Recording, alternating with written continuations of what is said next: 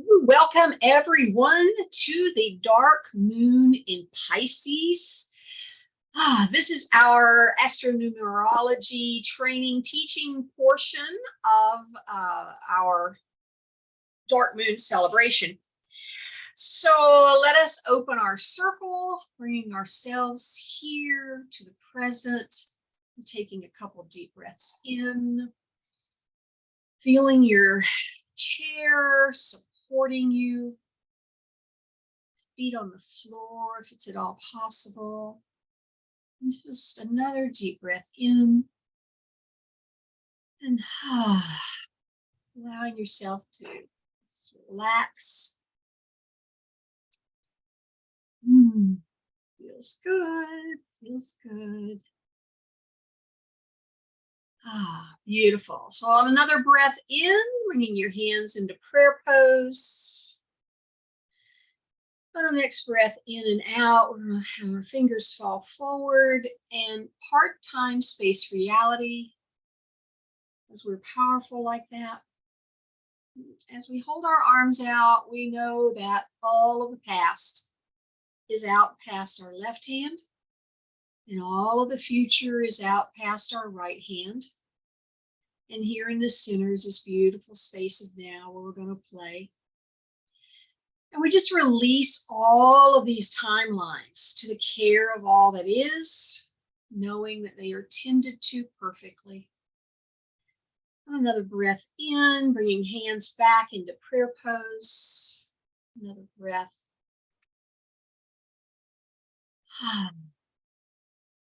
Beautiful. It's so good to be here with you today. Another auspicious moon. I think they all are, aren't they? But the dark moon in Pisces is the final sign in the zodiac. So it marks the conclusion of this 13 moon cycle that we have just come through. It began last year, and now okay, Rita has an issue with her volume. Everyone else can hear fine? May just be an issue with your,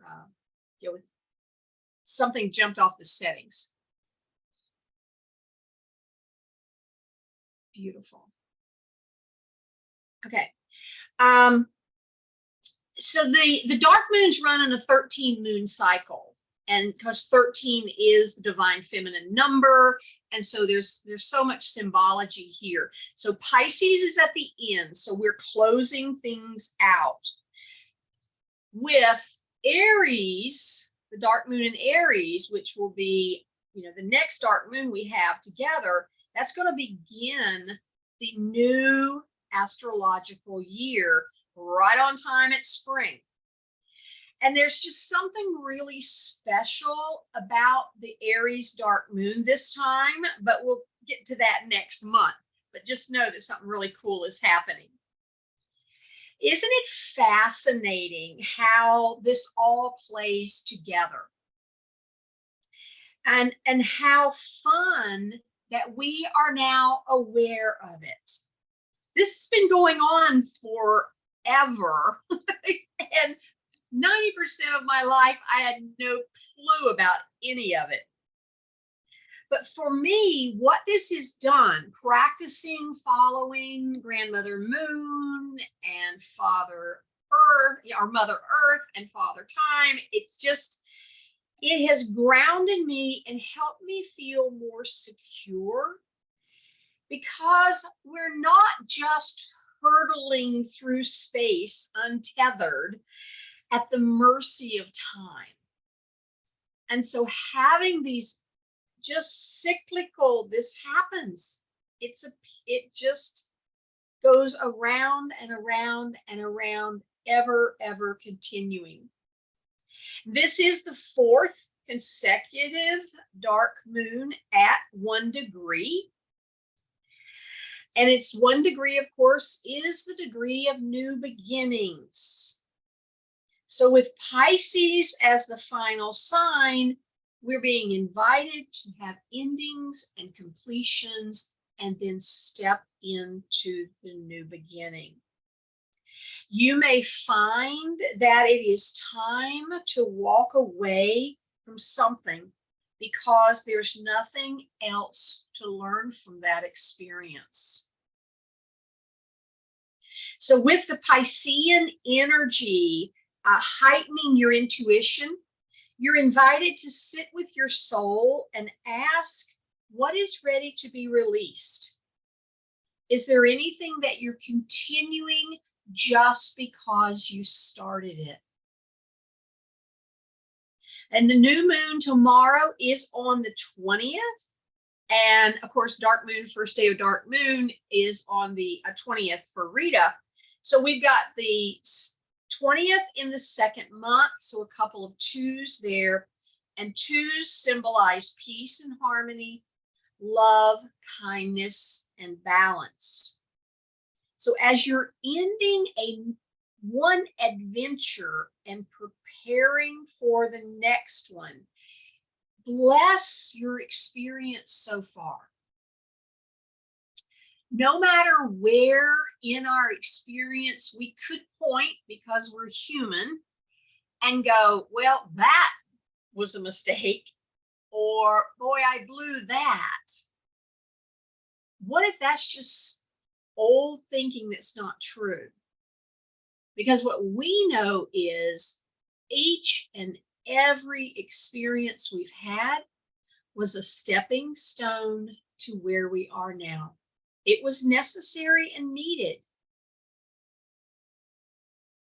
Now, some of our astrology going on is Neptune, which is the ruler of Pisces, is conjunct Venus. So that's filling the field with joy and abundance, blessings and spiritual breakthroughs and healing. And the stars are even further aligned for this new adventure idea. So the new moon at 1 degree Pisces is conjunct Saturn. And conjunct means they're basically on top of each other. Saturn is at 28 degrees Aquarius. So they're only about 3 degrees apart because there's 30 degrees in each sign. 28 reduces to 10, which reduces to 1. So we have an additional 1-1 code of new beginnings activated. Saturn is Chronos, or time. So it is time to move on to that new experience and your new way of being. And because Saturn is in Aquarius, it's telling us to take the risk and move forward. Even if you have to be in a state of transition for a bit, it is better to move forward than to wait. Woo, that needs a woo. So what part of your life is this energy the strongest? We look at that by looking at your rising sign. And if you don't know your rising sign, you can use your sun sign. So I'm going to share with you the houses by sign. So if your rising sign is in Aries, it is your 12th house that's being activated the most. Taurus, the 11th. Gemini, the 10th. Cancer, the 9th. Leo, the 8th. Virgo, the 7th. Libra, the 6th. Scorpio, the 5th. Sagittarius, the 4th. Capricorn, the 3rd. Aquarius, the 2nd. And Pisces is lighting up the 1st house. So taking a look at your list of what those houses represent, you will know where this energy is the most active for you right now. Now, we know that in the new moon, that the sun and the moon are on top of each other again. They're at the same degree. They're 1 degree. So they are lighting up only one gate. And so you see on our altar, we have the gate, and it is gate 55, the gate of faith. Now, in the ancient descriptions of gate 55, it was the gate of abundance. And the definition of that gate of abundance was the quality of spirit is in the emotional now. And I thought that was so powerful for where we all are. The quality of spirit is in the emotional now. I just love that. So the challenge, all energy runs on that spectrum from challenging is in the middle. That's our growing edge. And then on one end, we have mastery. On the other end, we have being totally unaware of what's going on and just wondering what's going on. That old saying, there are people who, what happened? And people that go, I don't know. So the challenge of the gate 55 energy, when we're working to build mastery, is to learn to trust source, to know that you are fully supported, and to master the art of emotional alignment as your most creative power. And feel how that harkens back to the definition of abundance according to this gate in the ancient times. Mastery is the ability to hold the emotional frequency of energy and the vision for a creation, and to trust in sufficiency so deeply that you're able to create without limitation. Ooh, I love that one. Can you say that again, please? That needs a double take. Yes, absolutely.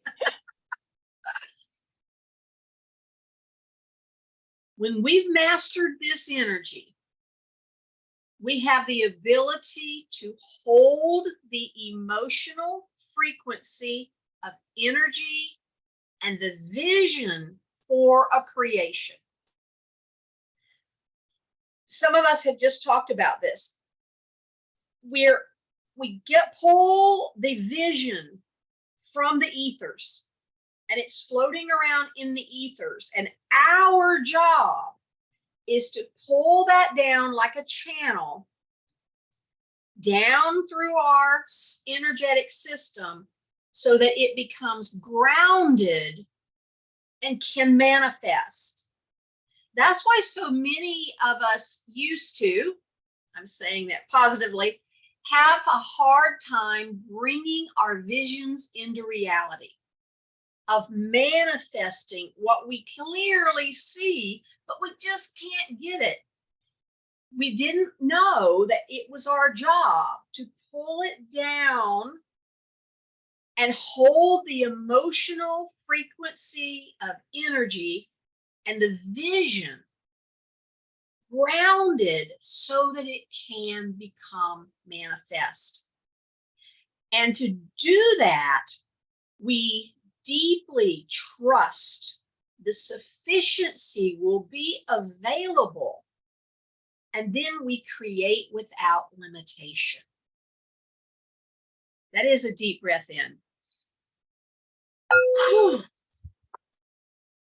Now, the unaware energy, which all of us have experienced, is indecisiveness, fear and lack, hoarding, keeping from others, fighting to take more than our share, not trusting source, and drawing on our willpower to create. And as we each experienced, when we draw on our own willpower to create, we burn ourselves out. But a nice, good burnout can be very helpful because it catalyzes us to go, wait, this is not how it works. And in that process, we then are able to move up the ladder to where we learn to trust source. And then we get to a place where we trust in sufficiency so deeply that we're able to create without limitation. I'm kind of grooving on gate 55. Let's look at our EFT and our affirmations for this very, very powerful gate.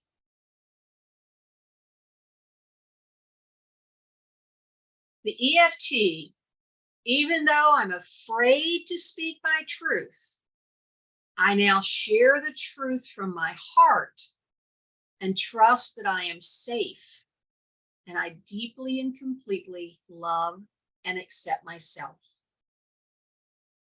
Deep breath in. Beautiful. And the affirmation. The story that I tell myself and the one I tell the world sets the tone and direction for my life. I am the artist and creator of my story. I have the power to rewrite my story every day. The true story I tell from my heart allows me to serve my right place in the cosmic plan. And a deep breath in.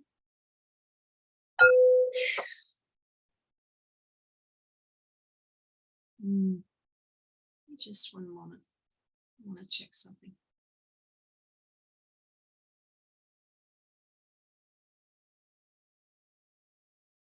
I don't know that. I think I got, just give me 1 minute here. Sorry.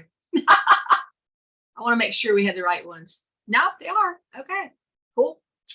It didn't look like the right ones, but apparently they were. So cool.